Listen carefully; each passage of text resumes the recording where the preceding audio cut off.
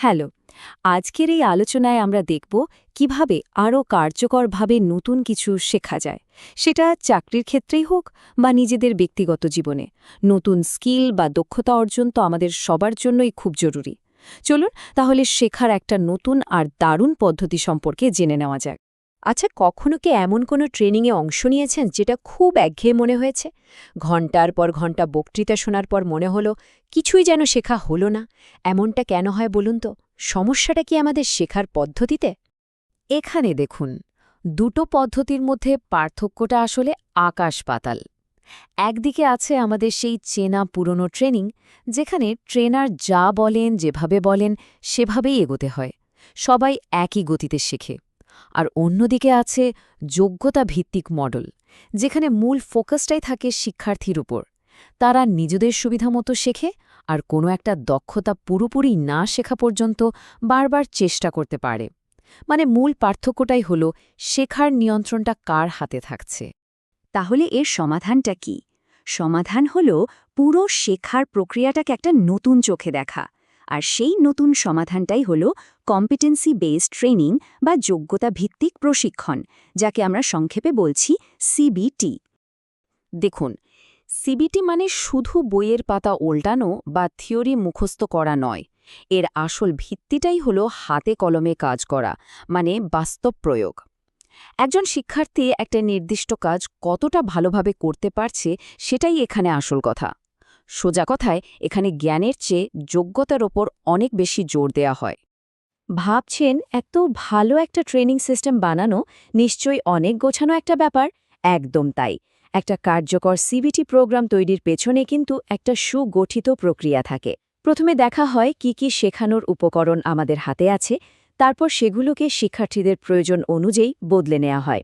দরকার হলে একেবারে নতুন করে সবকিছু তৈরি করা হয়। আর তারপর বিশেষজ্ঞ এবং শিক্ষার্থীরা সবার মতামত নিয়ে পুরো প্রক্রিয়াটা বারবার পরখ করে দেখা হয়। এটা আসলে একটা চলমান প্রক্রিয়া। কিন্তু প্রশ্ন হল, সিবিটি এত কার্যকর কেন? কারণটা লুকিয়ে আছে আমাদের ব্রেনের ভেতরেই। মানে এটা প্রাপ্তবয়স্করা কিভাবে শেখে তার মনোবিজ্ঞানের ওপর ভিত্তি করে তৈরি। শিশুরা যেভাবে শেখে, প্রাপ্তবয়স্কদের শেখার ধরনটা কিন্তু তার থেকে একদম আলাদা। চলুন এর পেছনের বিজ্ঞানটা একটু তলিয়ে দেখা যাক। প্রাপ্তবয়স্করা তখনই কোনো কিছু শিখতে চায় যখন তারা বোঝেছে এটা শেখাটা কেন জরুরি। তারা নতুন জ্ঞানকে তাদের পুরনো অভিজ্ঞতার সাথে মেলাতে চায় আর নিজেদের শেখার জার্নিটা নিজেরাই নিয়ন্ত্রণ করতে ভালোবাসে। বাস্তব জীবনের সমস্যার সমাধান করতেই তাদের আগ্রহ সবচেয়ে বেশি। আর খুব গুরুত্বপূর্ণ একটা ব্যাপার হলো, তারা সঙ্গে সঙ্গে ফিডব্যাক চায়, মানে তারা ঠিক করছে না ভুল। ব্যাপারটা অনেকটা রান্না শেখার মতো, তাই না? শুধু রেসিপি বই পড়লে তো হবে না। যতক্ষণ না নিজে রান্না করে ভুল থেকে শিখছেন, ততক্ষণ পর্যন্ত আসল দক্ষতাটা আসবে না। এই যে কথাটা দেখছেন, এটাই কিন্তু আগের স্লাইডের পুরো আলোচনার সারমর্ম। নতুন কোনো কিছু শেখার তখনই আমাদের কাছে অর্থবহ মনে হয় যখন সেটা আমাদের পুরনো অভিজ্ঞতার সঙ্গে কোথাও না কোথাও গিয়ে মিলে যায়। আর এটাই সিবিটি এর অন্যতম একটা ভিত্তি। আচ্ছা, তো এই আধুনিক ট্রেনিং মডেলে কী ধরনের টুলস বা সরঞ্জাম ব্যবহার করা হয়? কারণ সেরা পরিকল্পনাও কিন্তু সঠিক সরঞ্জাম ছাড়া ঠিকমতো কাজ করে না। একটা সফল ট্রেনিং সেশন কিন্তু শুধু বক্তৃতার উপর নির্ভর করে না।